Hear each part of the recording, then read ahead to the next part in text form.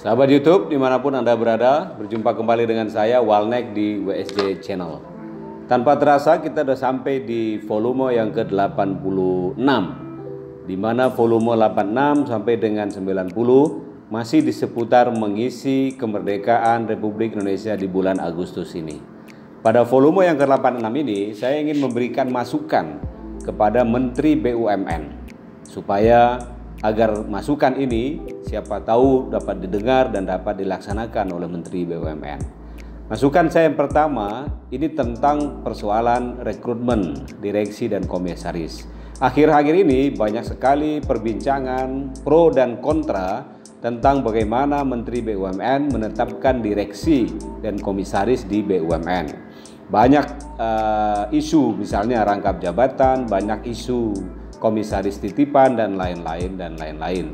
Oleh karena itu, karena Menteri sering menyatakan bahwa BUMN akan didorong menjadi perusahaan yang profesional, menjadi perusahaan yang kelas dunia dan menjadi perusahaan yang betul-betul dikelola dengan good governance dan dengan CGC yang baik, maka selayaknya menurut saya, tips saya yang pertama adalah seleksi direksi dan komisaris BUMN ini perlu dibuat patokan atau standar. Misalnya 50% direksi dan komisaris berasal dari internal, pengembangan talent pool, pengembangan dari kalangan internal BUMN itu sendiri atau BUMN yang lain, tour of duty dari BUMN satu ke BUMN yang lain. Sedangkan 50% yang lainnya diberi kesempatan kepada anak bangsa, kepada kalangan profesional yang ada di luar.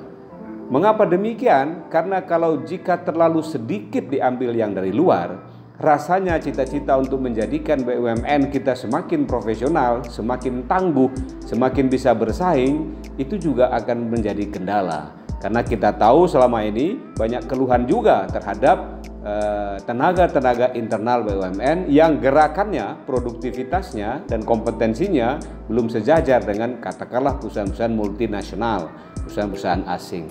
Oleh karena itu perlu juga dipertimbangkan untuk merekrut dari luar. Termasuk bisa saja mungkin rekomendasi dari para partai politik, rekomendasi dari pihak-pihak tertentu tidak jadi soal. Tetapi ada standar yang jelas. Siapapun yang berasal dari luar harus mengikuti pola rekrutmen yang standar, harus mengikuti uji kompetensi, harus mengikuti assessment yang standar. Sepanjang orang dari luar itu profesional, tentu itu akan menambah daya dorong atau energi BUMN untuk maju sesuai dengan visi dan misi yang ditetapkan oleh Presiden atau dalam hal ini yang dikerjakan oleh Menteri BUMN. Jadi menurut saya tidak perlu alergi untuk merekrut dari luar, tetapi juga tidak perlu membatasi hanya rekrut katakanlah tanda kutip titipan dan seterusnya. Banyak sekali anak bangsa, banyak sekali profesional di luar yang juga ingin mengabdi kepada BUMN. Kenapa tidak diberi kesempatan yang proporsional juga? Itu tips saya yang pertama. Sehingga tidak ada lagi perdebatan, tidak ada lagi diskursus yang berkepanjangan seolah-olah BUMN hanya milik orang-orang tertentu, dapat diakses oleh pihak-pihak tertentu, tidak terbuka. Jadi kalau dilakukan seleksi secara terbuka, maka iklan akan dibuat, atau headhunter akan diberdayakan, atau lembaga-lembaga assessment akan diberdayakan. Nah, itulah yang kita berharap, proporsionalitas rekrutmen dan keterbukaan rekrutmen dapat terjadi di BUMN. Tips saya yang kedua kepada Pak Menteri BUMN adalah mengenai KPI, Key Performance Indicator. Para direksi dan komisaris seyogyanya dipertegas KPI-nya. KPI-nya dalam hal ini karena BUMN adalah unik, tentu KPI-nya berkisar antara pengembangan usaha di satu sisi yang berujung kepada katakanlah peningkatan aset dan profitabilitas dan juga pelayanan di sisi lain karena ini adalah perusahaan milik negara. Tapi KPI itu harus diperjelas. Masih banyak hari ini yang kita melihat para direksi bercokol tetapi BUMN tetap merugi sudah 5 tahun bahkan sudah 10 tahun. Mestinya jelas reward dan punishment-nya. Jika BUMN itu untung, tentu rewardnya salah satunya adalah pengembangan karir dan salah satu yang lain adalah pembagian bonus atau tantiem orang sebutnya ya di BUMN di kalangan direksi dan komisaris. Tetapi jika tidak berhasil, harus diberi batas waktu, tidak menunggu periode pengangkatan 5 tahun selesai. Mungkin dalam 2 tahun, dalam 3 tahun ditargetkan BUMN ini harus untung kalau memang BUMN ini fokusnya adalah untuk pengembangan atau untuk pengembangan usaha. Tetapi kalau untuk pelayanan tentu kita tidak bisa berharap banyak dari keuntungan.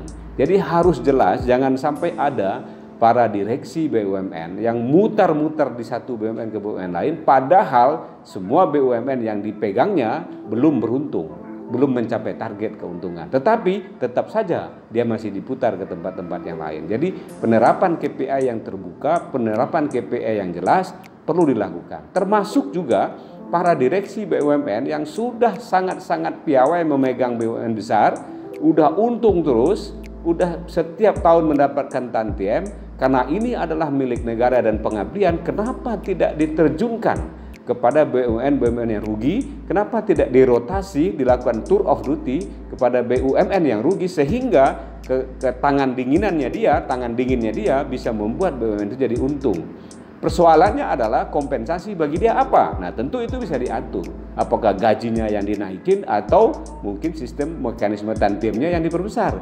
Jadi, jika para ahli-ahli direksi dan komisaris BUMN yang sudah bagus, jangan juga kita biarkan terus bercokol di situ, menikmati katakanlah keadaan, tetapi perlu diberikan tantangan karena misinya adalah untuk memperbaiki BUMN kita menjadi sehat. Dan tips yang ketiga dari saya ini tentang holding. Saya mendengar bahwa BUMN akan dikelompok-kelompokkan dan dibuat holding. Bahkan seperti yang saya melihat berita PTPN dibuat holding malah sebagai operating. Jadi holdingnya sebagai pemegang operasi. Nah, saya pikir Pak Menteri BUMN perlu memikirkan ulang. Karena persoalannya adalah semakin banyak holding, semakin banyak birokrasi. Semakin besar tanggung jawab holding, apalagi holding itu tidak sifatnya administratif tapi strategik, tapi sifatnya adalah operations.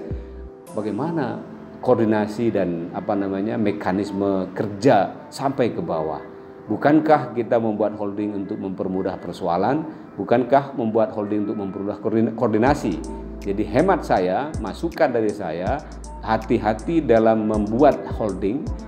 Tidak semuanya harus diholdingkan, dan juga kalaupun membuat holding tidak harus holding operating atau bertindak sebagai operations perusahaan. Itulah kira-kira 3 tips dari saya. Selamat Dirgahayu kemerdekaan Republik Indonesia yang ke-75. Di balik kesulitan pasti ada kemudahan, di balik kesulitan pasti ada kemudahan. Salam.